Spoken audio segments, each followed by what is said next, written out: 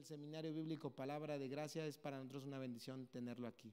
Así que demos una ofrenda de palmas a Dios por la vida de nuestro hermano.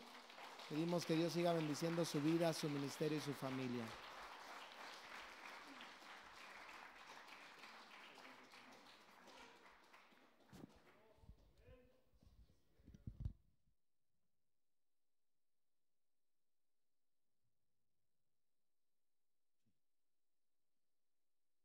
Hermanos, reciban un saludo de Iglesia Cristiana Nesa.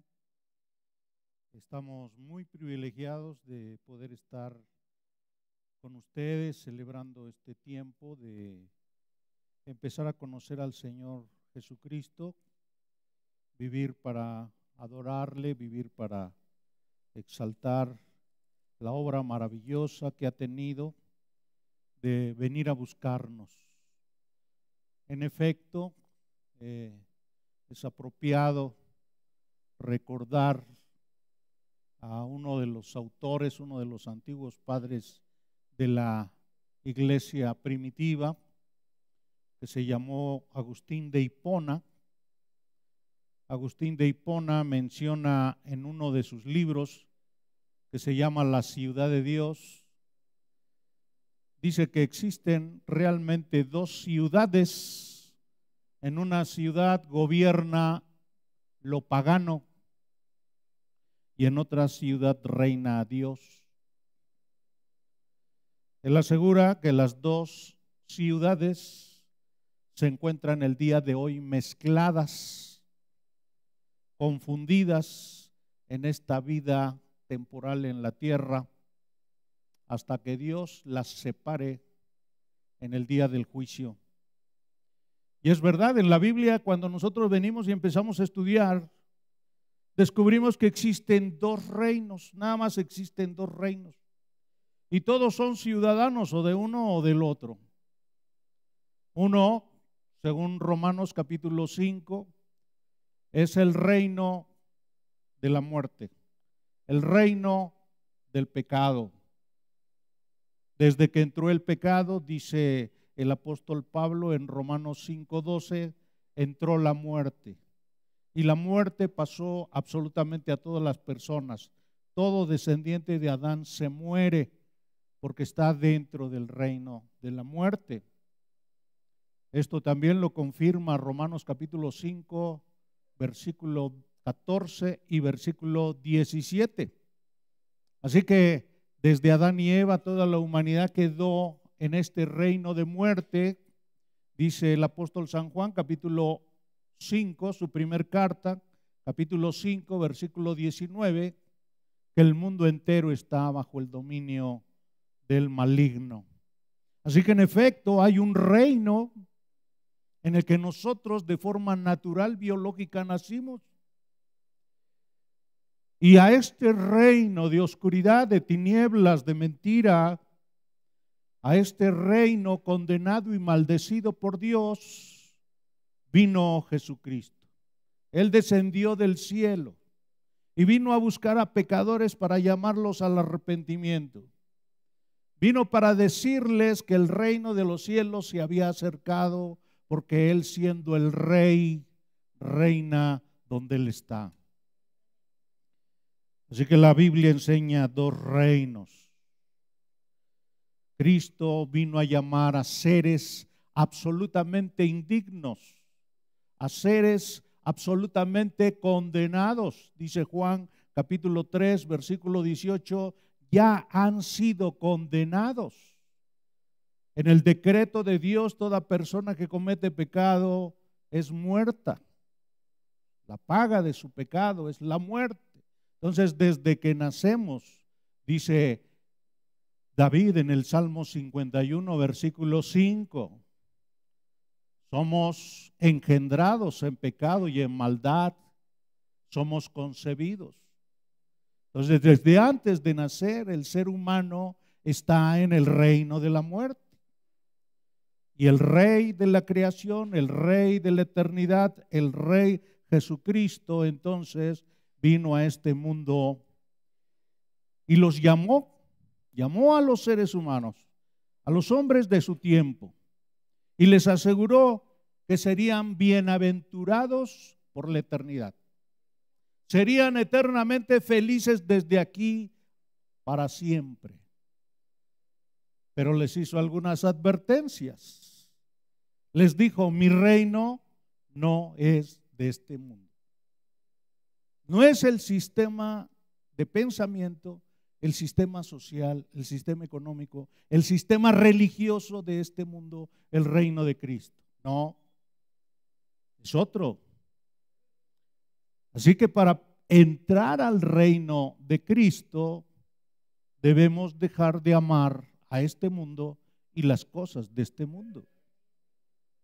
Porque esa es la decisión, esa es la elección a la que Cristo vino a llamar. Arrepiéntanse, dejen de amar su soberbia, su egoísmo, dejen de amarse a sí mismos, de justificarse, de defenderse, de prenderse veladoras imaginarias a ustedes mismos toda la mañana, considerándose diosesitos de su propia vida. Deben de estar dispuestos a sufrir temporalmente. Deben dejar de abrazar lo que han estado abrazando y que aman, para que puedan abrazar a Cristo, para que puedan amar a Cristo, para que puedan servir genuinamente a Cristo. Como dice un autor, el árbol de la felicidad no puede crecer en esta tierra que está bajo maldición de Dios. Pablo, entonces, nos habla de dos reinos: el reino de este mundo y el reino de Cristo. Y Cristo vino a presentarse como el segundo Adán para llamarnos a su reinado. Cuando el Señor Jesús habló a los hombres de su tiempo, a hombres religiosos que tenían la Escritura, hombres religiosos que tenían el templo de Jerusalén, hombres religiosos que sabían del Dios Santo, hombres que conocían la promesa de un Redentor. Cuando les habló el Señor Jesús de su reino, ellos dijeron: nosotros no necesitamos arrepentirnos, nosotros estamos bien. Mira, allá están las prostitutas, están los borrachos, están los drogadictos, esos sí necesitan de ti. Pero nosotros nos portamos bien, cumplimos con las ceremonias. Es más, nuestro ADN proviene de Abraham. Somos hijos de Abraham. Lo dice en Juan capítulo 8. Somos hijos de Dios. Y el Señor Jesucristo amorosamente les dijo la verdad. No importa que tengan la Escritura, no importa que tengan Jerusalén, no importa que estén cumpliendo en su mente y en su práctica con las ceremonias de Moisés. Juan capítulo 8, versículo 44. Vosotros sois de vuestro padre el diablo, y los deseos de vuestro padre queréis hacer. Él ha sido homicida desde el principio y no hay verdad en él. Cuando habla de suyo, habla mentira, porque es padre de mentira. ¿Cómo era posible? De todo el mundo, las personas, el pueblo elegido de Dios, las personas que tenían la Sagrada Escritura, no la comprendían, no la vivían. Fueron tan malvados, tan hipócritas, que asesinaron al rey que venía a salvarlos. Le voy a invitar para que venga al Evangelio de Mateo y podamos de forma bastante ligera identificar que el Señor Jesús enseñó su constitución. La máxima ley de México es la Constitución Política de los Estados Unidos Mexicanos. No hay otra ley superior en México a la Constitución. Y el capítulo 5, 6 y 7 son la Constitución del reino de Cristo. Y en esta Constitución el Señor Jesús dice cuáles son las características de los que forman parte de su reinado. Capítulo 5, lo que conocemos como las bienaventuranzas. Esos que forman parte del reino de los cielos no pueden vivir, dice el capítulo 5, versículo 21, sin comprender que Dios lo que juzga no es la apariencia, lo que juzga no es el cumplimiento externo, lo que juzga no es los rituales, las ceremonias y las prácticas mecánicas que se hacen. Lo que juzga es el corazón. Para los judíos,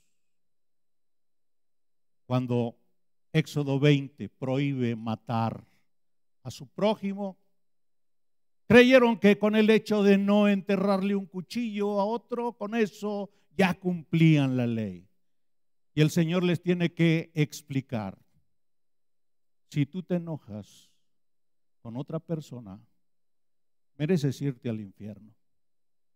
Y si le dices una ofensa, un insulto, una palabra de menosprecio, mereces irte al infierno. Porque lo que Dios está juzgando es el corazón, no la apariencia. Y a partir del capítulo 5, versículo 27, también les habla. Ustedes están creyendo que por el simple hecho de que no tienen intimidad sexual con otra mujer, con eso cumplen con la ley de Dios, pero no están entendiendo el mandato de Dios. Porque Dios ve tu corazón.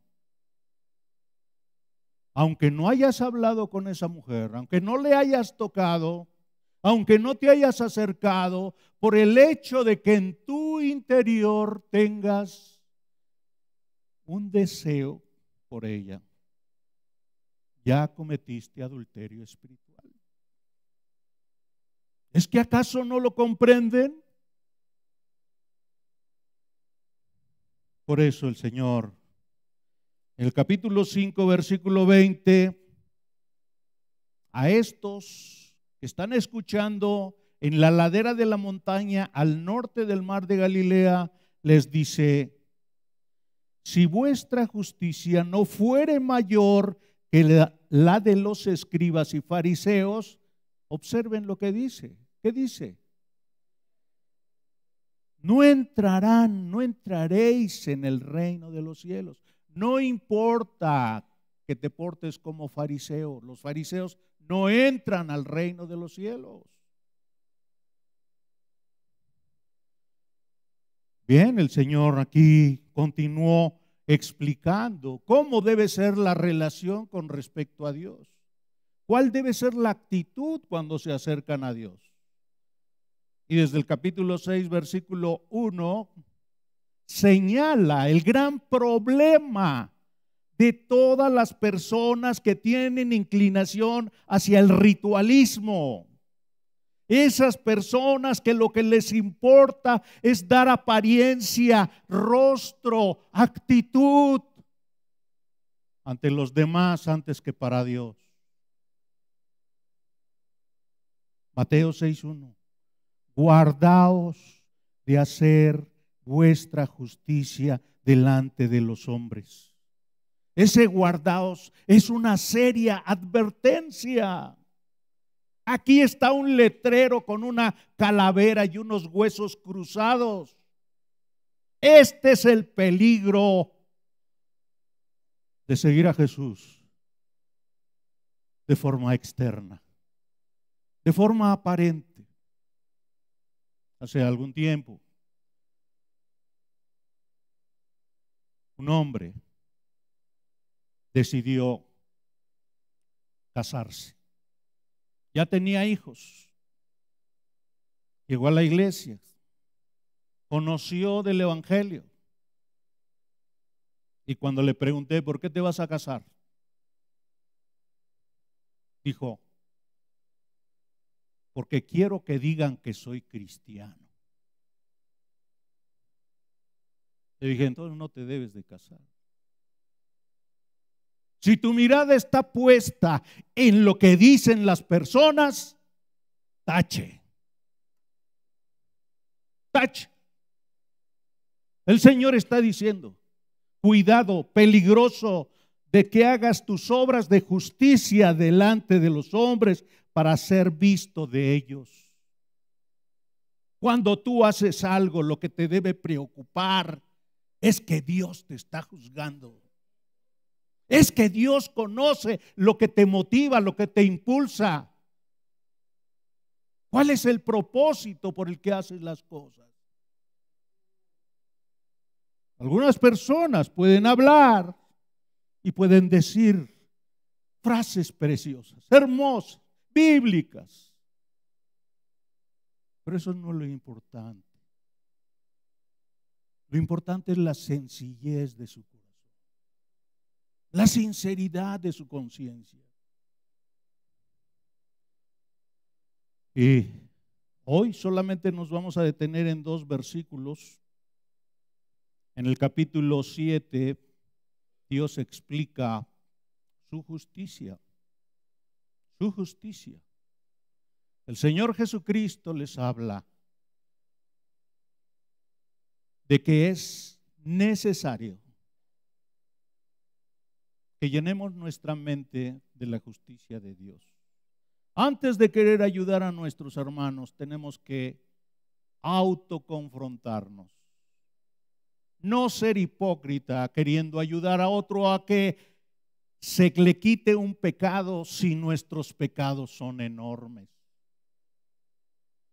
Capítulo 7, versículo 5. Hipócrita, saca primero la viga de tu propio ojo y entonces verás para sacar la paja del ojo de tu hermano. Antes de querer ayudar, necesitamos examinarnos. Si nosotros estamos prejuiciados, si nosotros estamos esclavizados a pensamientos que no son humildes ante lo que Dios dice, entonces es inútil nuestro pretendido auxilio. Solo vamos a lastimar a la persona con la que hablamos. Y a partir del versículo 13, el Señor Jesucristo presenta 4 advertencias. 4 advertencias. Primera advertencia, que es en la que nos vamos a quedar. Existe falsa salvación. Existe falsa salvación. Versículo 15. Existen falsos maestros. Personas seductoras, personas con un discurso precioso, con argumentos lógicos, con actitudes convincentes, que son falsos maestros. Número 3, existen falsos discípulos. Falsos discípulos.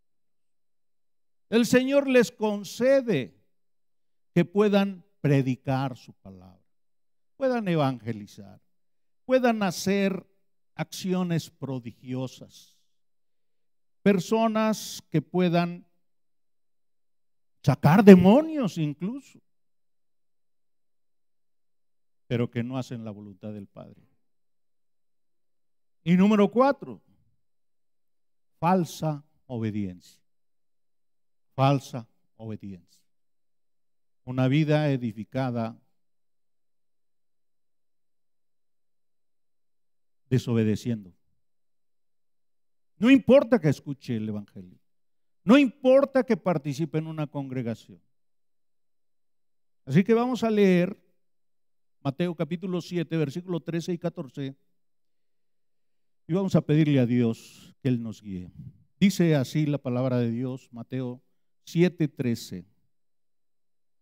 Entrad por la puerta estrecha, porque ancha es la puerta y espacioso el camino que lleva a la perdición, y muchos son los que entran por ella. Porque estrecha es la puerta y angosto el camino que lleva a la vida, y pocos son los que la hallan. Oremos. Bendito Padre Celestial, te alabamos y te damos gracias por tu paciencia, porque mandaste a personas a hablar de tu evangelio, y porque tu Santo Espíritu fue quien nos convenció, quien obró en nuestra alma de que éramos pecadores. Produjo dolor, vergüenza, asco por nuestra vida. Y supimos que solo tú eres santo, solo tú eres puro, solo tú eres limpio. Te suplicamos, Padre, que continúes siendo paciente con nosotros, para que podamos ir aprendiendo y viviendo en obediencia. Ayúdanos a comprender que el camino de la santificación es el camino de gozarnos en tus mandamientos. Nos ponemos en tus manos en nombre de Cristo. Amén. Entonces hoy vamos a estudiar el llamado que hace el Señor Jesús para que vengamos a la felicidad plena. A la felicidad plena. En Mateo 7 del 13 al 14 estudiaremos tres compromisos para experimentar el discipulado con gozo. Tres compromisos para experimentar el discipulado con gozo. El título de esta predicación es Luchando por gozo en el discipulado. Luchando por gozo en el discipulado. Observemos el primer compromiso al que llama el Señor Jesús. Entra por la puerta estrecha. Entra por la puerta estrecha. Mateo capítulo 7, versículo 13. Esta es la palabra clave. Esta es la palabra más importante. Este es el llamado del Señor Jesús a nuestra conciencia, a nuestra voluntad, a nuestros afectos, a nuestra inteligencia y a nuestra voluntad. Entren por la puerta estrecha.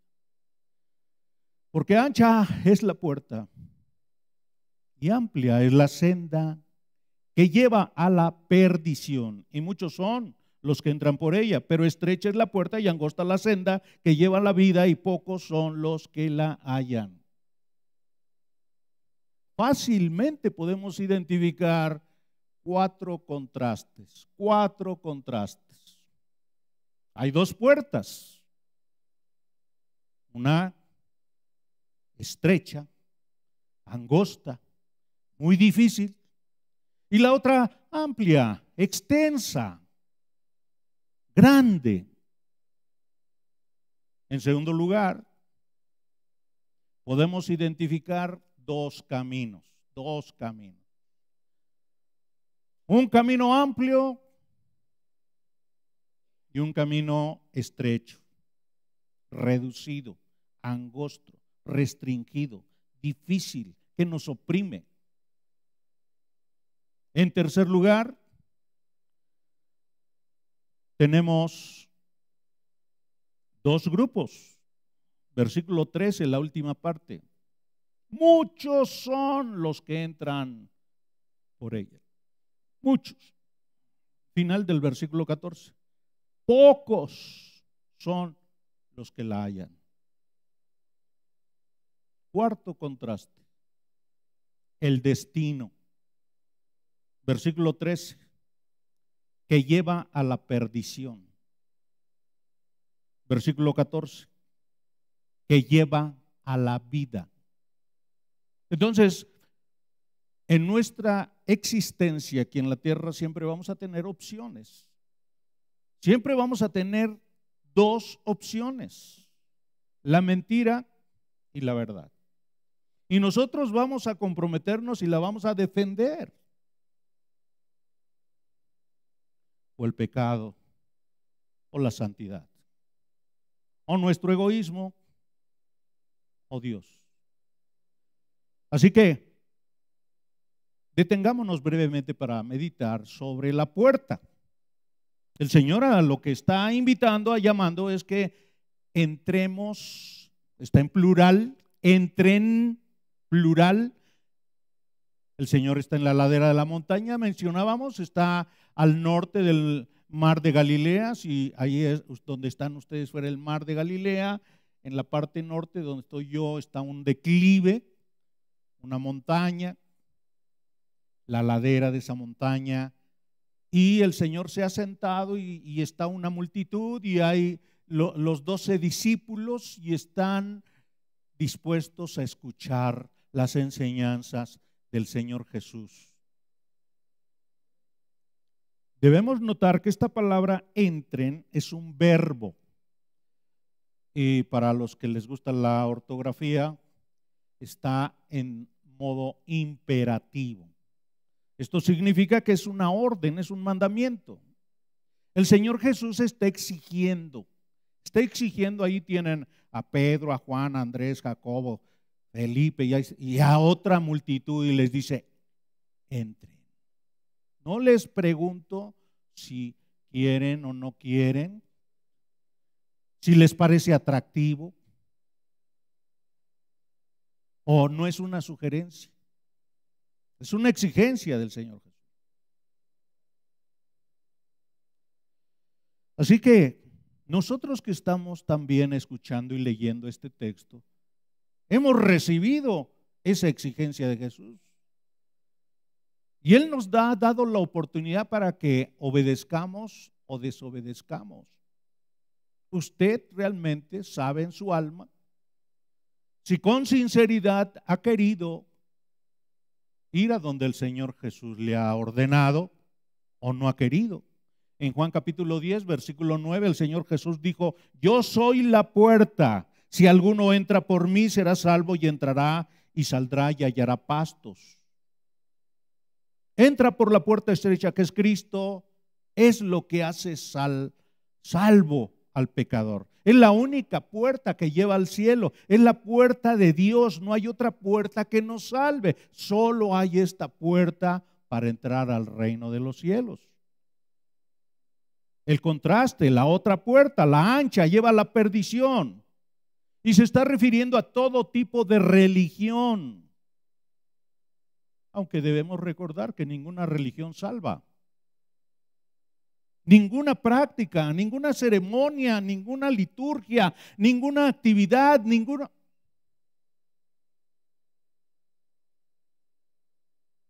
El único que salva es Jesucristo. Él es el Salvador, Él es el Redentor. Es el único que estuvo dispuesto a morir en nuestro lugar en la cruz del Calvario. Así que el Señor también está presentando una advertencia para los que quieren entrar por la puerta estrecha y para los que quieren entrar por la puerta ancha. Por la puerta estrecha está el cielo. Por la puerta difícil está el cielo. Por la gigantesca puerta fácil, en la que puedes entrar con todo lo que se te antoje, hasta con el perico, y se te lleva a la perdición. Por eso las multitudes corren para allá, porque es fácil. Todo mundo está engañado. Leyó el gran letrero que dice: entrada al cielo, y hay tantos merolicos y tantos falsos maestros llamando a las personas, alimentando su emotividad y su orgullo, su vanidad, su egoísmo y vengan para acá, su estímulo. Nunca les hablan de muerte, pecado, de maldición.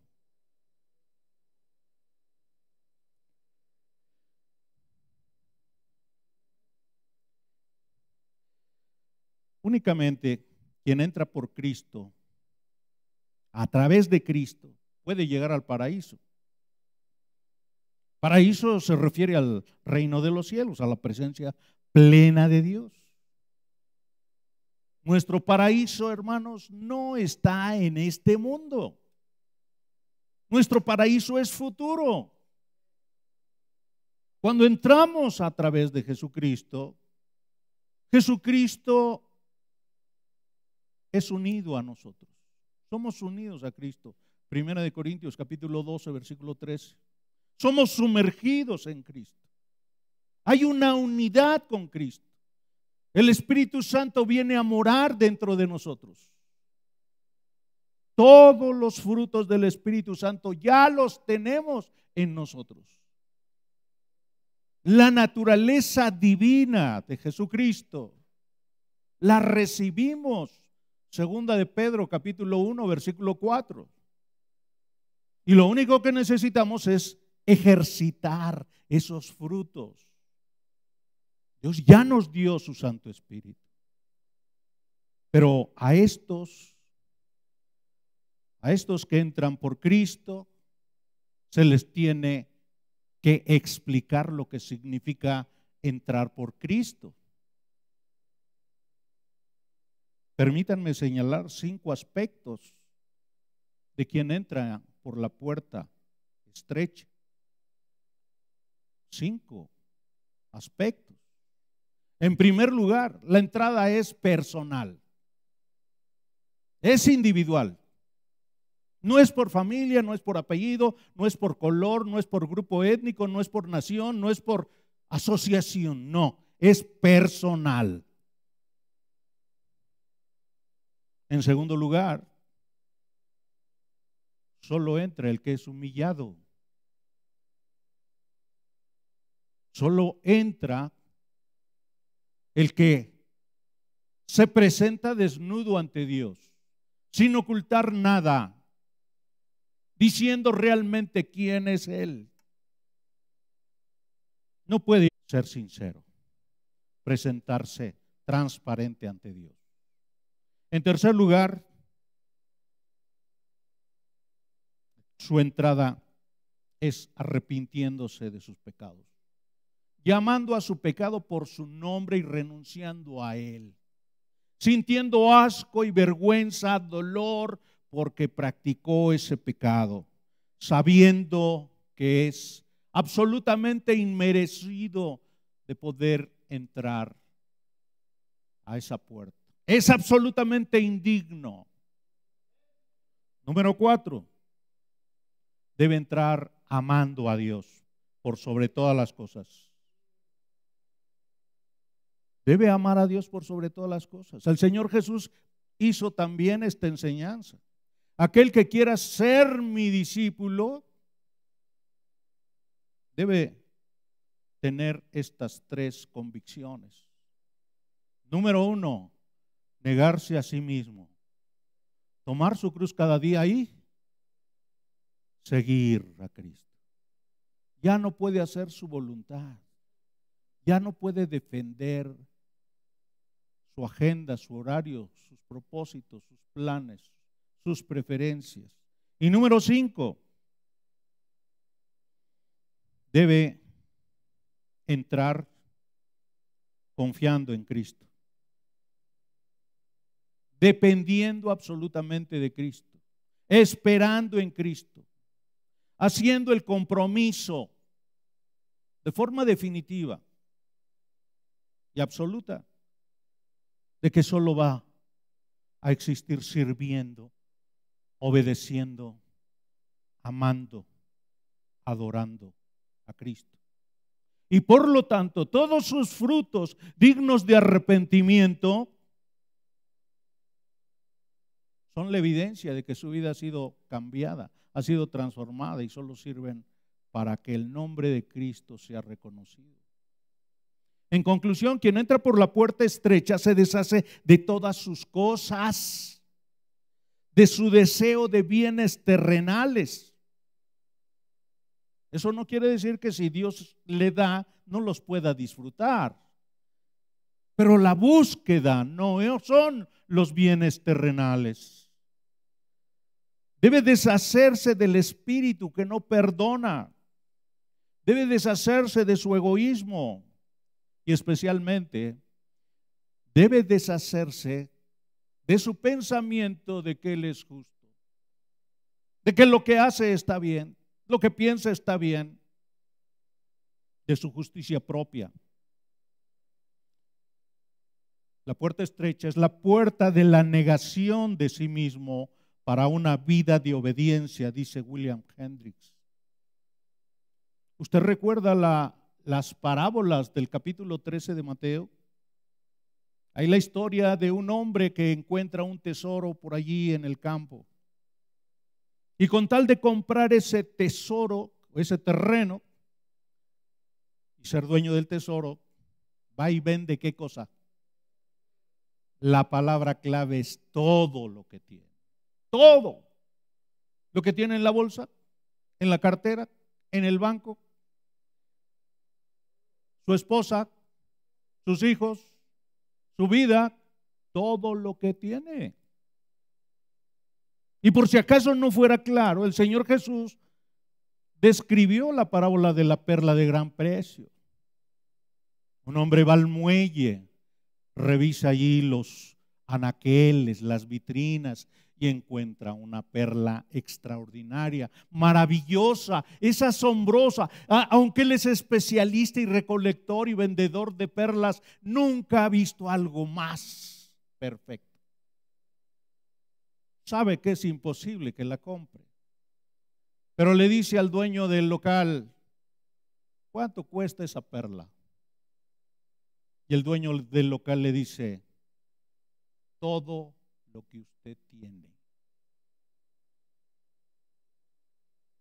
Mis pecados, mi futuro, mis habilidades, mi tiempo, mi sangre, mi sudor, mis lágrimas,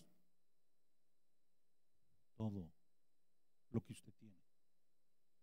Entrar por la puerta estrecha, hermanos, es un compromiso definitivo con el Señor Jesucristo. 3 compromisos para experimentar el discipulado con gozo. Entra por la puerta estrecha. No entres por la puerta espaciosa, que para muchos es lo más cómodo. En segundo lugar, anda por el camino angosto. Anda por el camino angosto. Mateo capítulo 7, versículo 13. Entren por la puerta estrecha, porque ancha es la puerta y amplia es la senda, el camino que lleva a la perdición, y muchos son los que entran por ella. 14. Pero estrecha es la puerta, y observe, angosta la senda que lleva a la vida. 2 caminos. Uno muy amplio y otro estrecho. Usted tiene que elegir. En su andar de discípulo como de Cristo, en su andar de santificación, siempre va a tener 2 opciones. Una es vivir bajo las exigencias del Señor Jesús, y la otra es haciendo su voluntad. Así que tiene 2 caminos. ¿Cuál le acomoda a usted? ¿Con cuál se ha comprometido? ¿En cuál realmente está usted viviendo? Después de ser salvado por Cristo, debemos crecer como discípulos de Cristo. No puede asegurarse que alguien que después de 20 años sigue igual, o hasta peor, con más perversiones, más ocultamiento, más lascivia, más lujuria, más hipocresía, más mentira, más codicia, más soberbia, nunca pide perdón. No se puede decir que se ha crecido espiritualmente. Segunda de Corintios, capítulo 13, versículo 5, nos exige, examinémonos en qué tipo de doctrina, de fe, en qué tipo de enseñanzas estamos viviendo. Examinemos significa prueba, pasa por un examen. Así que esa es responsabilidad personal. Sabemos de la soberanía de Dios, sabemos de la elección de Dios, sabemos de los propósitos de Dios, pero el Señor aquí está abordando aspectos de responsabilidad personal. Senda entonces significa camino. Y realmente en este texto no se está refiriendo al piso, se está refiriendo a los hábitos para vivir, a la manera de vivir, a la conducta. Se refiere a andar, a caminar, a tomar una ruta, una dirección, una carretera. En el camino de la santificación vamos a encontrar dos opciones. En el progreso como discípulo de Cristo vamos a encontrar dos opciones. Y depende cuál es la meta a la que vamos a llegar. Es importante y recordar que el Señor Jesús está dentro de su Sermón del Monte y ha estado explicando de una manera ordenada, de una forma organizada, estructurada, hasta esta afirmación del 7:13, que es el clímax, es el punto más elevado de todo su sermón. Es la conclusión. Todo lo ha estado explicando para que lleguemos a esta enseñanza. Mateo 4:19, un poco antes del Sermón del Monte, el Señor Jesús encontró a Pedro y a Andrés. Y el Señor le dijo: vengan en pos de mí, yo los haré pescadores de hombres. En 4:21 se encontró a Jacobo y a Juan. Y estos hombres siguieron a Jesús. Dejaron su trabajo, dejaron su familia, dejaron su casa, dejaron su comida, dejaron absolutamente todo con tal de seguir a Jesús. Pero ya habían escuchado en 4:17 lo que significaba seguir a Jesús. En 4:17, Mateo 4:17, cuando el Señor Jesús empezó a predicar, les dijo estas palabras esenciales, estas palabras de vida eterna: arrepiéntanse porque el reino de los cielos se ha acercado. Ya que han seguido al Señor, ahora deben crecer en el carácter de los ciudadanos del reino de los cielos. Y lo primero que enseña el Señor es que en ese carácter hay felicidad. En las características, ¿quién entró al reino de los cielos? Bueno, tiene que continuar creciendo, madurando. Y la palabra clave que se repite en el capítulo 5, versículos del 3 al 12, es bienaventurados. Bienaventurados. Que está relacionado con esas 7 áreas de obediencia que caracterizan a los que son discípulos del Señor Jesucristo. No es que en el futuro, cuando estén en el cielo, entonces van a alcanzar esto. No, es hoy, aquí, en este tiempo intermedio antes de la glorificación. La palabra bienaventurado significa dichoso, feliz, afortunado, acaudalado. Se refiere a un estado de deleite que no depende de las circunstancias externas.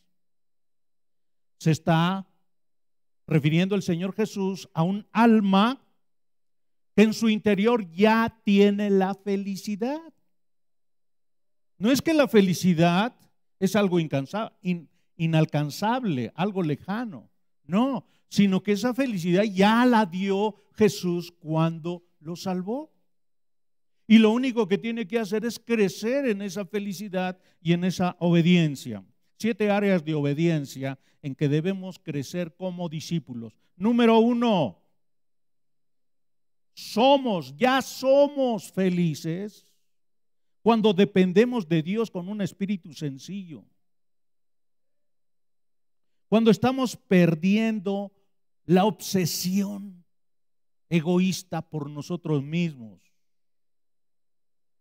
en donde el yo es nada y Cristo es todo. El Señor lo dijo de esta forma: bienaventurados los pobres en espíritu. ¿Quién es un pobre? Está reflejado por Lázaro de Lucas 16-19. Es un mendigo, un pobre. Es un hombre débil, es un hombre enfermo, está tirado allá a la puerta. Y en su cerebro desea que las migajas de la mesa del rico le caigan en la mano y se la pueda llevar como alimento único de ese día. El pobre físico es Lázaro, pero el pobre en espíritu es el que tiene su mano extendida esperando que de la gracia de Dios descienda su bendición. Toda buena dádiva y todo don perfecto proviene de Dios. Y siempre está esperando, dependiente de la misericordia, la gracia y el amor de Dios. Y también está dispuesto con la mano abierta para que si Dios quiere tomar lo que ya le dio, se lo lleve. Ese es el feliz, el que depende sinceramente de Dios. En segundo lugar, son los que agonizan interiormente, los que sufren interiormente y lloran por los pecados, ya sea que ellos lo hayan cometido o están viendo alrededor en la sociedad en la donde están y hay pecado y sienten dolor porque están ofendiendo a Dios, están lastimando a Cristo. Y llora cuando recibe la promesa de parte de Dios que si confiesa sus pecados, Dios es fiel y justo para perdonarle sus pecados. Y su corazón rebosa de felicidad porque sabe que Dios no miente y no importa lo que sienta él en su cerebro, cree a Dios y sabe que ha sido perdonado. En tercer lugar, son felices los que con un espíritu apacible, dócil, sumiso, tranquilo, blando, enfrentan cada instante de su vida.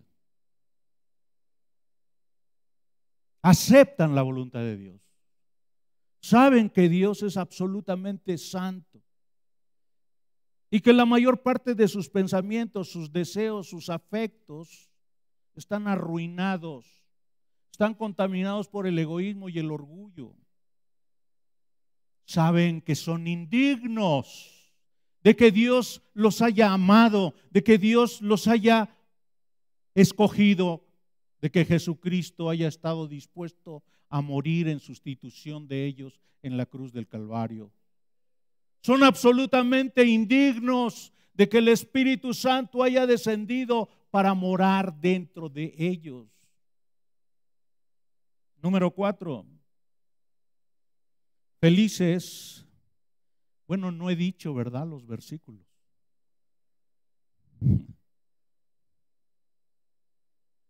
5:4. Bienaventurados los que lloran, porque ellos recibirán consolación. Versículo 5:5 de Mateo. Bienaventurados los mansos, porque ellos recibirán la tierra por enemistad, por herencia. Perdón. Versículo 6. Bienaventurados los que tienen hambre y sed de justicia, porque ellos serán saciados. Tienen hambre y sed. El pastor John Piper le dice, tienen ambición santa.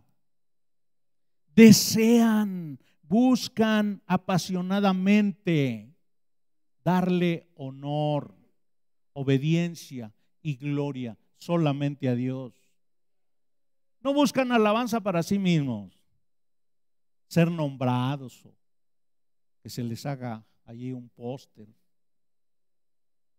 Su anhelo no es satisfacer su cuerpo con placeres, ni tampoco tener poder o influencia sobre otros, sino que desean con toda sinceridad y las fuerzas de su corazón que se cumpla la voluntad de Dios. Tienen hambre de Jesús. A estos Dios los santifica, Dios los madura. Versículo 7. Bienaventurados los misericordiosos, porque ellos alcanzarán misericordia. Son los que ayudan al afligido. Y si usted está notando, son actividades prácticas que usted como discípulo de Cristo debe estar ocupado. Ayudan al afligido. Es que no tengo. ¿No tiene qué? ¿Imaginación? ¿No tiene manos? Qué lamentable que hay personas que ni siquiera ofrecen un vaso con agua. Y dicen que son cristianos. Están viendo que hace tanto calor y no ofrecen.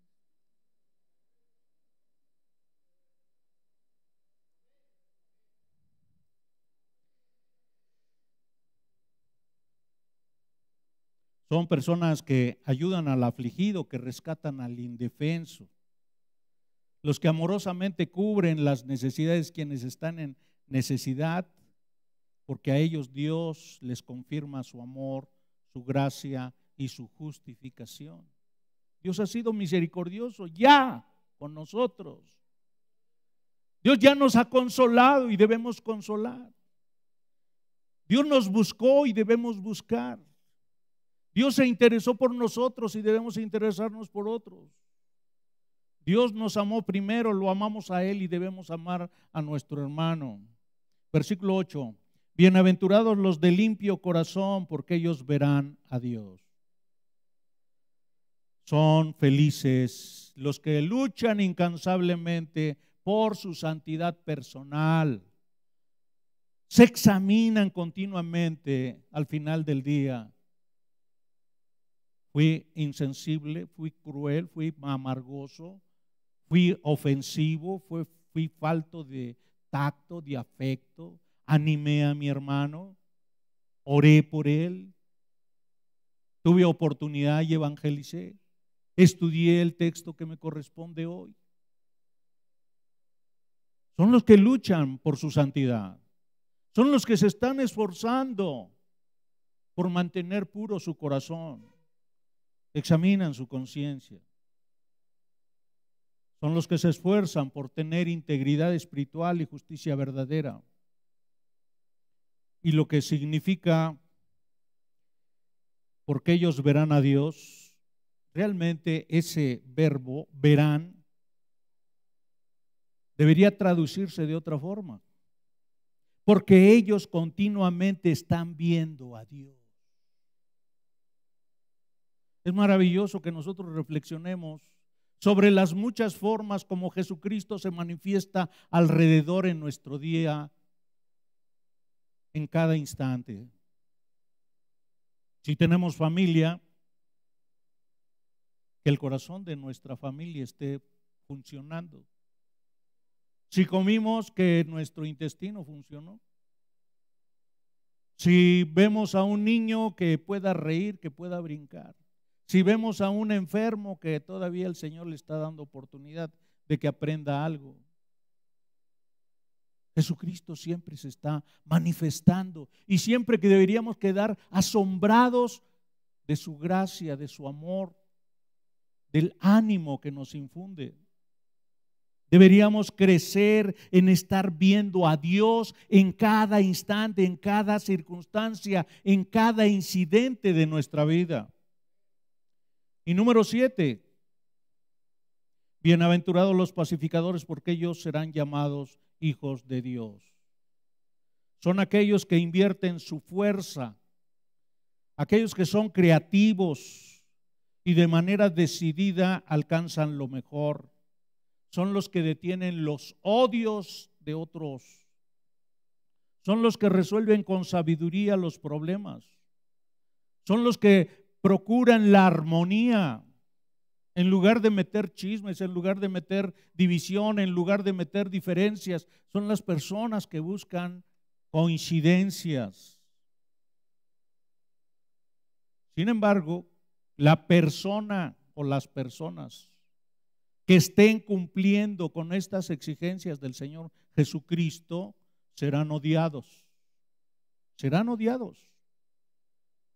Aunque en el futuro van a recibir bendición especial de parte de Dios. Si usted está creciendo en estas 7 áreas de obediencia, va a tener un resultado. Lo van a odiar por ser cristiano, lo van a odiar por amar a Cristo, por estar reflejando a Cristo. No se van a sentir cómodos con usted. Versículo 10 al 12. Dice, bienaventurados los que padecen persecución. Versículo 11, bienaventurados sois cuando por mi causa os vituperen y os persigan. Versículo 12, gozaos y alegraos porque vuestro galardón es grande. Si usted se esfuerza por hacer la voluntad de Dios, debe sentirse feliz de predicar a Cristo, de vivir las enseñanzas, estas exigencias de Cristo. Porque entonces Dios lo pondrá como digno discípulo para que sufra también los vituperios que van dirigidos contra él. Quienes ya entraron entonces por la puerta estrecha son los que voluntariamente se comprometen cada día a vivir lo que Cristo les exige. ¿Y qué les exige? Que respeten a sus pastores, que respeten a sus maestros, que lo tomen como maestro, que sean discípulos. En Mateo capítulo 28, versículos 19 y 20, el Señor Jesucristo le ordenó a los apóstoles que buscaran discípulos y que les enseñaran todas las cosas que Jesús enseñó. Sus maestros tienen que rendir cuentas ante el Señor. Y si usted es un mal discípulo, un mal estudiante, inconstante, incumplido, irresponsable, desobediente, pues está produciendo mucho dolor en su maestro. Así que debe de estudiar de una forma consistente. Debe tomar el texto bíblico de una manera personal y estar meditando en cada palabra que Dios está dándole. Debe bañar todas sus actividades con oración.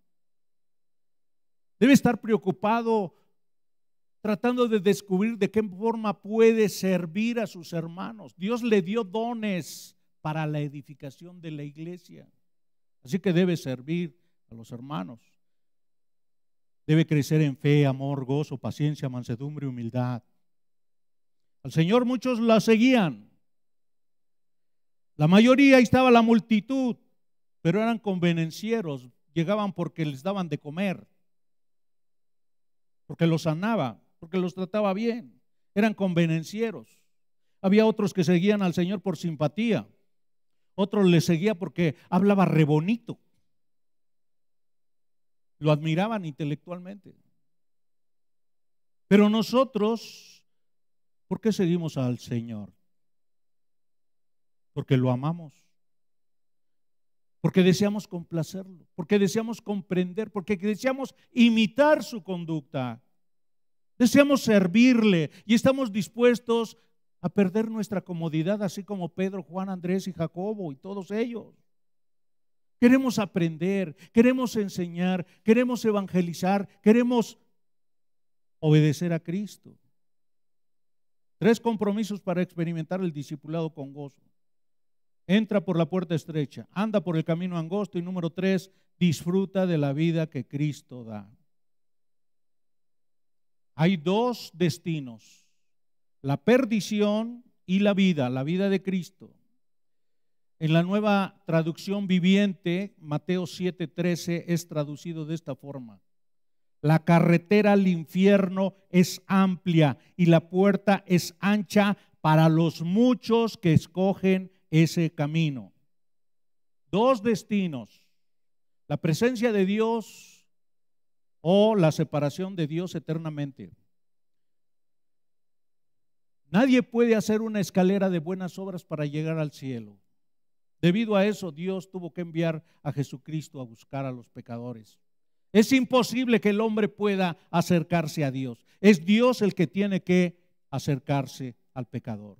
Cristo es el Salvador, es el Redentor, es el Cordero de Dios que quita el pecado del mundo. Es Dios encarnado que nos sustituyó, tomó nuestro lugar en la cruz y pagó nuestros pecados. Dios nos escogió antes de Génesis 1:1, dice Efesios 1:4. Jesús nos redimió, dice Efesios 1:7. El Espíritu Santo nos selló como propiedad de Dios, dice Efesios 1:13. Dios hoy nos está ayudando para que crezcamos en santidad y en obediencia. Si no hay obediencia, hermanos, no hay santidad. Y sin santidad nadie va a ver al Señor. Cristo ya nos dio vida eterna, según Juan 5:24. Somos el cuerpo de Cristo, Romanos 12 y 1 Corintios 12. Ya tenemos vida eterna, y esta vida eterna es estar conociendo en intimidad a Dios. Esta es la vida eterna. Que te conozcan a ti, el único Dios verdadero, y a Jesucristo a quien tú has enviado. Juan 17:3. Si usted conoce, aunque sea mínimamente a Dios, aunque sea mínimamente a Cristo, usted ya tiene vida eterna. Hoy tiene vida eterna. Y lo único que va a hacer Dios es quitarle ese cuerpo de pecado para darle un cuerpo glorificado. Dios nos asegura que Él empezó la buena obra y la va a concluir hasta que estemos en su presencia plena, según Filipenses 1:6. Nuestro destino es una vida abundante, una vida buena, una vida eterna, un compañerismo armonioso con otros cristianos en la plenitud de Dios, en el reino de Cristo. Dos grupos en este texto de Mateo 7:13 y 14. Muchos son los que entran por ella, por la puerta amplia. Pocos son los que la hallan, la puerta estrecha. Esta es una seria advertencia. Dos tipos de salvación. Y muchos que son engañados. Muchos que creen que entraron al cielo, pero que van rumbo al infierno. Los fariseos confiaban que su conducta, su vida, sus actividades eran aceptables a Dios. Conocían al Dios de la Biblia. Conocían y tenían de memoria la Escritura. Sabían del Mesías, rey, descendiente de David, que vendría a librarlos. Pero no comprendieron. No comprendieron que Dios lo que le importa es la condición de su corazón. Yo le pregunto, ¿los fariseos como secta eran salvos? ¿Dios los salvó porque hacían muchas obras? ¿Mataban mucho animal? ¿Mucho cordero? No, también mataron a Cristo. Porque realmente en su interior tenían dioses ocultos. Su egoísmo, su prejuicio, su soberbia, sus odios. Muchos son los que entran por la puerta amplia, grande, espaciosa. Entran con todo lo que quieren, pero su destino es el infierno. Lo opuesto es entrar con dolor, vergüenza, asco contra nosotros mismos por nuestros pecados. y saber que solamente hay uno que es bueno, Dios. Depender del Cordero de Dios. Confiar que Jesús murió en la cruz en nuestro lugar y que solamente su sangre puede limpiarnos, puede lavarnos de nuestros pecados. Creerle a Dios lo que Él nos dice en su palabra, amar esta palabra, beber esta palabra, desear su verdad, defender su verdad, vivir su verdad. Eso es lo que le da gloria a Dios. Negarnos a nosotros mismos, pisotear nuestro orgullo y egoísmo. Pocos son los que entran por la puerta estrecha. Pocos son los que están disfrutando hoy vivir en obediencia de estas exigencias de Cristo. 3 compromisos para experimentar el discipulado gozoso.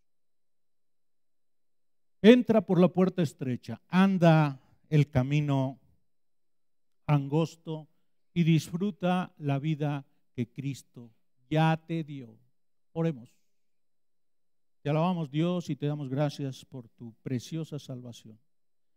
Gracias por buscarnos. Gracias por unirnos a Cristo. Y ahora, Señor, es admirable que has levantado un nuevo cuerpo para Cristo, que es tu iglesia. Esta iglesia donde tú nos has integrado como miembros, así como hay un solo cuerpo con muchas partes y cada parte desempeña diferente actividad. Ayúdanos a que pongamos nuestros dones para la edificación del cuerpo de Cristo, que es tu iglesia. Gracias por este tiempo. El Rey ya viene. Bendito seas en nombre de